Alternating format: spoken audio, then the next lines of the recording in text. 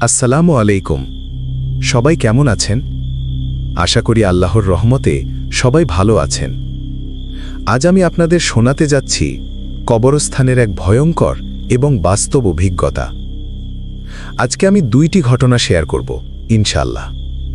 প্রথমটা শুরু করছি। এক গভীর রাতে কবরের পাশ থেকে ভেসে এলো এক যুবতীর করুণ আর্তনাদ, যা আজও আমার শরীর শিউরে তোলে।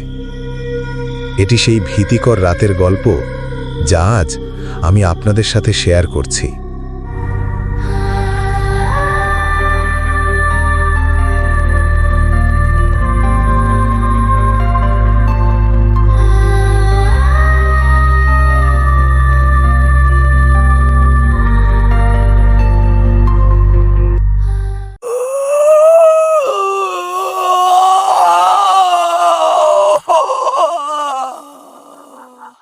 আমার নাম জাবের। বাইতুল আমান কবরস্থানের রক্ষক হিসেবে আমার দায়িত্ব হল নতুন লাশ দাফনের জন্য কবর খোঁড়া আর কখনো কখনো পুরনো কবর থেকে হাড় তুলে জায়গা করা। এটা আমাদের পারিবারিক পেশা।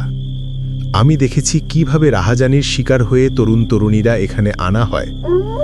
তাদের লাশের অবস্থা দেখে মন খারাপ হয়, কিন্তু ভয় পাই না। ভয় পেতাম না একটা সময় পর্যন্ত। কবরস্থান কেবলমাত্র মৃতদের শায়িত করার জায়গা নয়, এটি হলো স্মৃতি, আখেরাতের অপেক্ষা এবং জীবিতদের জন্য এক গম্ভীর সতর্কবার্তার স্থান। কিন্তু কিছু কবরস্থান এমন রয়েছে যার মাটি নিষ্ঠুরতা ও পাপের বোঝায় ভারী। বাইতুল আমান কবরস্থান তার চেয়েও বেশি কিছু। এখানে যারা শায়িত তাদের অনেকেই নিহত হয়েছেন অবিচারে, রাহাজানির শিকার হয়ে। আর এই কবরস্থানের রক্ষক নিয়মিত কবর খুঁড়ে লাশ নামায়। আমার হাতে অনেক লাশই এসেছে যেগুলোর গায়ে ছিল গুলির চিহ্ন বা ছুরির আঘাতের দাগ। আমার কাছে এই কবরস্থান শুধু কাজের জায়গা নয়, এটি একটি ভয়ঙ্কর সাক্ষী। আজ সে আমার জীবনের সবচেয়ে আতঙ্কিত করা ঘটনাটি শেয়ার করছি। সেদিন ছিল এক ভয়ঙ্কর রাত। ঘন কুয়াশায় ঢেকে গিয়েছিল পুরো কবরস্থান। খুব ভোরে কয়েকজন লোক একটি মৃতদেহ নিয়ে এলো। তারা মুখে কালো কাপড় বাঁধা, কথা কম। লাশটি ছিল এক যুবকের, গলায় গভীর ছুরির দাগ। তারা দ্রুত দাফন করে চলে গেল। কিন্তু আমার কাজ তখনও বাকি। রাতে কবরস্থানের প্রাচীর সংস্কারের জন্য ওই কবরের পাশে কিছু গর্ত করতে হচ্ছিল। রাত তখন গভীর, টর্চ লাইট হাতে আমি কাজ করছিলাম। হঠাৎ কানে এলো এক অস্পষ্ট কান্নার শব্দ। মনে হলো ওই নতুন কবর থেকে আসছে। থমকে দাঁড়ালাম। কান্না আরও স্পষ্ট হলো। এটি ছিল কোনো নারীর করুণ আর্তনাদ, যেন কেউ প্রচণ্ড কষ্ট পেয়ে ফুপিয়ে ফুপিয়ে কাঁদছে। আমার গা শিউরে উঠল। এটা কি করে সম্ভব? লাশ তো সন্ধ্যায় দাফন করা হয়েছে। আমি কুয়াশার মধ্যেই দেখতে পেলাম নতুন কবরটির পাশে একটি সাদা কাপড়ের মতো কিছু নড়ছে। আমি সেখানে এগিয়ে গেলাম। যা দেখলাম তাতে রক্ত হিম হয়ে গেল। কবরের মাটিতে বসে এক যুবতী মেয়ে কাঁদছিল। তার গলায় ছিল লাল রক্তের দাগ। সে আমাকে দেখেই চিৎকার করে উঠল, ওই আমাকে মেরেছে, ওই আমাকে মেরেছে। আমি পিছিয়ে গেলাম। মেয়েটি হঠাৎ করে দাঁড়িয়ে পড়ল। তার চোখ দুটো ছিল রক্ত জবার মতো লাল। সে তার আঙুল দিয়ে কবরের দিকে ইশারা করল। আমি টর্চের আলো ফেলতেই দেখি কবরের মাটি নড়ছে, যেন ভেতর থেকে কেউ মাটি ঠেলে বেরুতে চাইছে। তারপর হঠাৎই মেয়েটির রূপ বদলে গেল। তার মুখমণ্ডল বিকৃত হয়ে গেল। চোখ দুটো আরও গভীর লাল হয়ে উঠল। সে চিৎকার করে বলল, তুমি কেন ওকে এখানে রেখে দিলে? ও তো আমার হত্যাকারী, ওকে শাস্তি দাও। আমি আর দাঁড়াতে পারলাম না। আমি মাটিতে লুটিয়ে পড়লাম। কুয়াশা ঘনিয়ে এলো।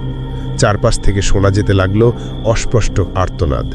মনে হলো কবরস্থানের সব মৃত মানুষই যেন জেগে উঠেছে। আমি আল্লাহর নাম জপতে লাগলাম। হঠাৎ সব শব্দ থেমে গেল। আমি মাথা তুলে দেখলাম মেয়েটি আর সেখানে নেই। কবরের মাটি আবার শান্ত, শুধু কুয়াশা আর অন্ধকার রয়ে গেছে। পরের দিন সকালে আমি স্থানীয় মুসল্লিদের কাছে গিয়ে পুরো ঘটনা বললাম। এক বুজুর্গ ব্যক্তি এসে কবরটিতে গেলেন। তিনি বললেন, এই যুবকটি একটি ভয়ঙ্কর হত্যাকারী ছিল। সে এক যুবতীকে হত্যা করে পালিয়ে গিয়েছিল। পুলিশের সাথে সংঘর্ষে সে নিহত হয়। কিন্তু মেয়েটির আত্মা শান্তি পায়নি। কারণ হত্যাকারীকে সাধারণ দাফন করা হয়েছে। বুজুর্গ ব্যক্তির নির্দেশে কবরটি খোলা হলো, লাশটি বের করে আনা হলো, বিশেষ পদ্ধতিতে পুনরায় দাফন করা হলো। মেয়েটির রুহের মাগফিরাতের জন্য দোয়া করা হলো। আমি শুধু কবর খুঁড়ি না, প্রতিটি লাশের জন্য দোয়া করি যেন তারা তাদের স্রষ্টার দরবারে শান্তি পায়। কারণ আমি বুঝেছি এই মাটির নিচে শুয়ে থাকা প্রতিটি দেহই আমাদের জন্য এক একটি শিক্ষা। জীবনের প্রকৃত মূল্য কী আর মৃত্যুর পরে কি অপেক্ষা করছে তার জ্বলন্ত উদাহরণ।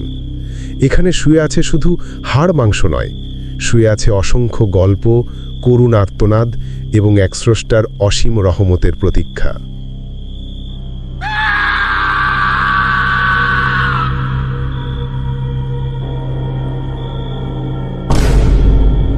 তাহলে এবার আমি শুরু করছি দ্বিতীয় গল্প। ভাবুন তো, গভীর রাত, চারপাশ ঘন কুয়াশায় ঢাকা। হঠাৎ কবরের পাশ থেকে ভেসে এলো এক যুবতীর করুণ আর্তনাদ। একটি কান্না যা আজও আমার শরীর শিউরে তোলে। এই গল্প শুধুই ভয় উদ্রেক করে না, এটি আমাদের শেখায় জীবনের মূল্য এবং মৃত্যুর পরে ন্যায়ের গুরুত্ব। আজ আমি সেই ভীতিকর রাতের গল্প আপনাদের সাথে শেয়ার করছি।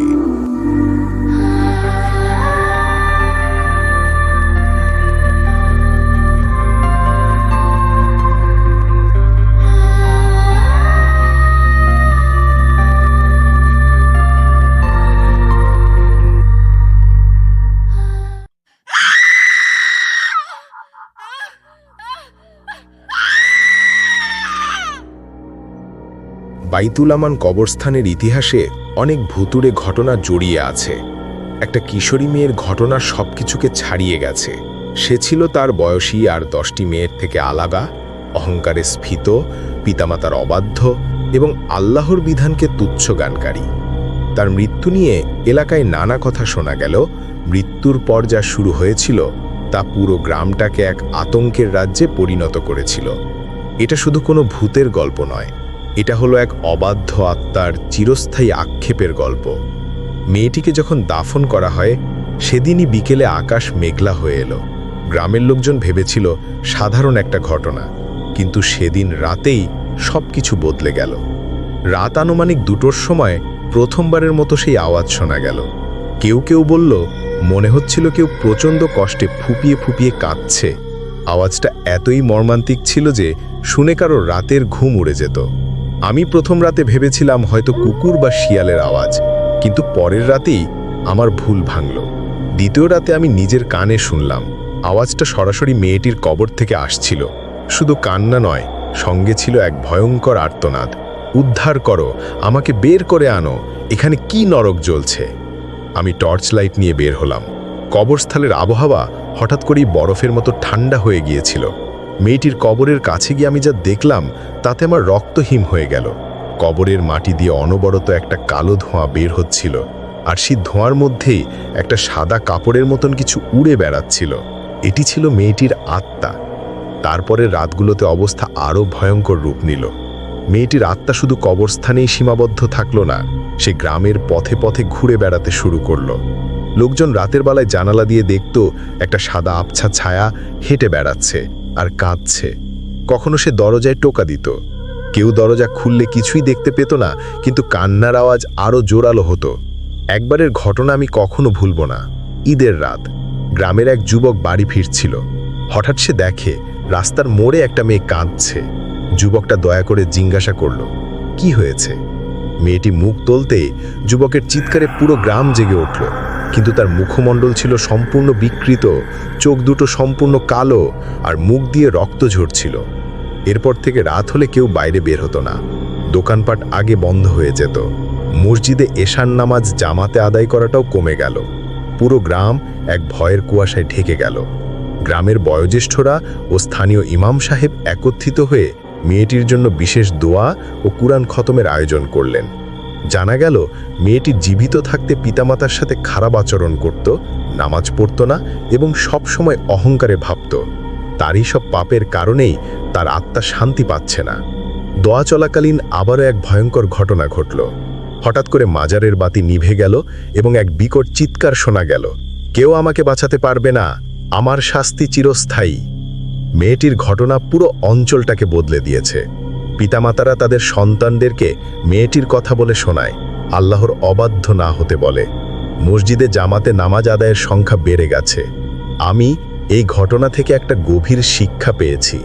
আমি বুঝতে পেরেছি যে মৃত্যুর পরে শাস্তি শুধু কবরেই সীমাবদ্ধ নয়, এটা পুরো সমাজকে প্রভাবিত করতে পারে। মেয়েটির আত্মা হয়তো চিরতরে শান্তি পাবে না, কিন্তু তার এই ভয়ঙ্কর উপস্থিতি মানুষকে সঠিক পথে ফিরিয়ে এনেছে। আজও কখনো কখনো রাতে বাতাসে ভেসে আসে কান্নার আওয়াজ, কিন্তু এখন সেটা শুনে মানুষ ভয় পায় না, বরং তারা আল্লাহর দরবারে হাত তুলে দোয়া করে, হে আল্লাহ, আমাদেরকে তোমার অবাধ্য হওয়া থেকে বাঁচিয়ে রাখো, আমাদের মৃত্যু যেন শান্তির হয়।